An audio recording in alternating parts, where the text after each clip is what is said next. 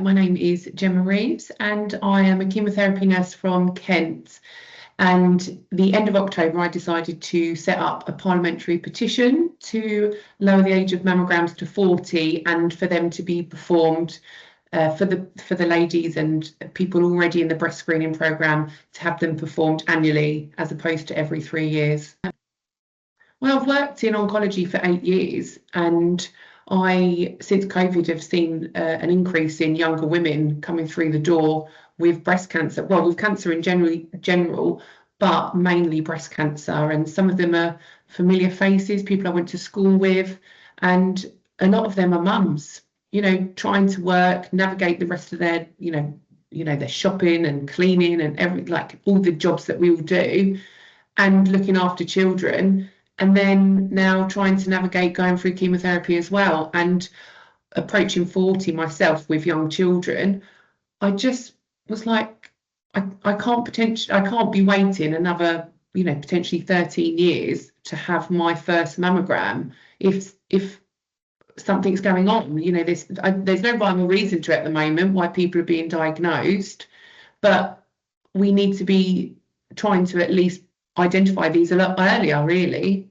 Didn't actually think I'd even get to 1,000. Well, no, I did actually, because I talk a lot and I know a lot of people from where I live. I thought I'll probably get 1,000, but then it slowly, like, momentum picked up and I got to 10,000 and I thought, oh my goodness. And then like it carried on picking up, and then it did slow down a bit over Christmas, but then it picked up again. And then when it reached 50,000 and then 60,000, I thought, oh, right, okay, we're doing this. Yeah, let's crack on. So, I mean, I think I've just been so consumed by it. I can't do anything else at the moment. I can't concentrate until I get to the finish line.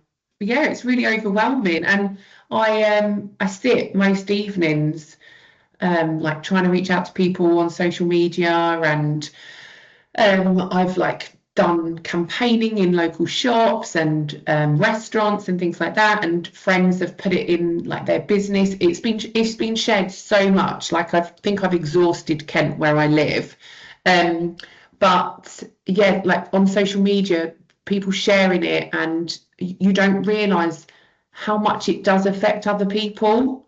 And the amount of people that have found my page and they've reached out to me and said, like, my mum was diagnosed, or my daughter, or I've been diagnosed, and what can I do to help you? Let me share it. I know someone that knows someone that knows someone.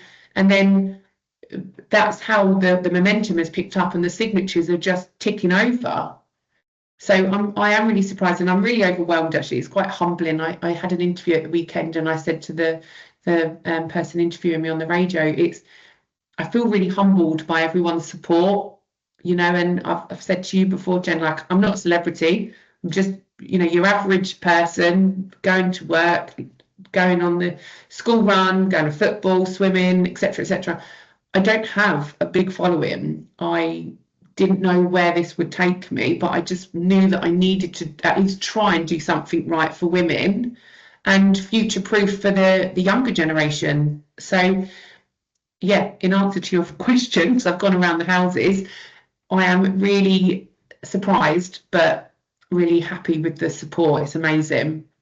Scary, if I'm honest, because when it reaches, and I'm not even saying if, because it will, because the petition actually closes on the 9th of April. So we're not even at the end of February yet. So I had worked out how many, when I got to like 80 something or other, I worked out how many signatures I needed a day to get me to the end of March, because I'm such a control freak. I couldn't let it tick till the 9th of April. I needed to do it before.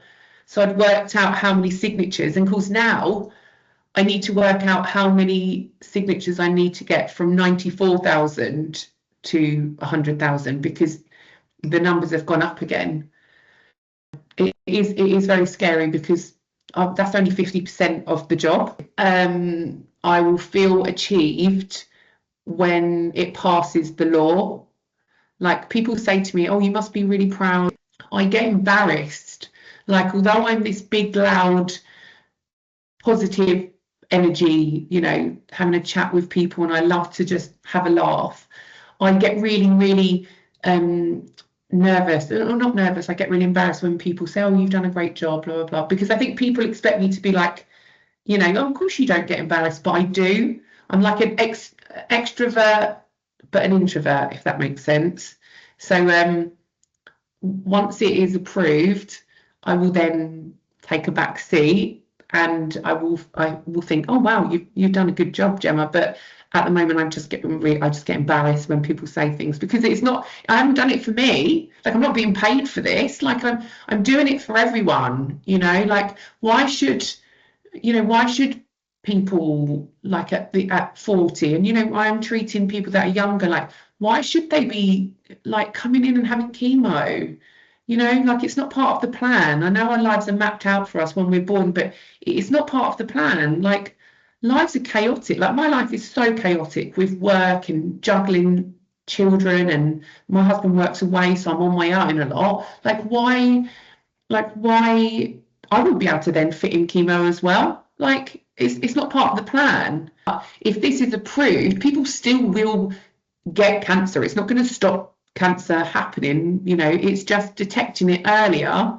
But it might not be as intrusive, and people might not necessarily need to go for the aggressive chemotherapy. They might need a lumpectomy with a little bit of radiotherapy, you know. So it's more, the outcome is better and more manageable. Why haven't you signed it? I mean, most of the response has been positive. I would say 90%. There is the 10% that that don't agree with it. Their cancers weren't picked up on the mammogram. You know, mammograms don't pick up dense breasts, and no, they're right. But also, you know, mammograms don't pick up 100% of breast cancers in non-dense breast women. And, you know, and say they lower it to 40, and, you know, you go for your first mammogram. If anything, I've educated people that ask if you've got dense breasts, you know, because I've been for a couple, so I know I haven't got dense breasts. But if a friend of mine went, they've never had one, and it gets approved from 40, they would say, oh, can I just ask, this is the mammographer, if I've got dense breasts? And if they say yes, then that would be down to the mammographer or the referring consultant to say, okay, I don't know, let's say her name's Sarah. Sarah's got dense breasts, please refer her for an ultrasound or an MRI. You know, so we're not saying, yes, mammograms are going to pick up everyone's breast cancers, but they pick up a big proportion of breast cancers, you know, and they identify different on ultrasounds, you know, they look different. And there is obviously different methods of detection, isn't there? There's different scans, but the breast screening program the age has not been altered lower since 1988, and we're now 2026. So yes, I do agree that it doesn't pick up some dense breast tissue, but regardless, the age needs to be lowered, and we need to be making a change. And if people don't want to sign it, that's fine, but, you know, there must be a good rationale as to why they don't want to implement a change. You know, it doesn't cost anything to sign, it doesn't take too long, and actually we've all got someone we care and love about that we would want to do this for. I know I have.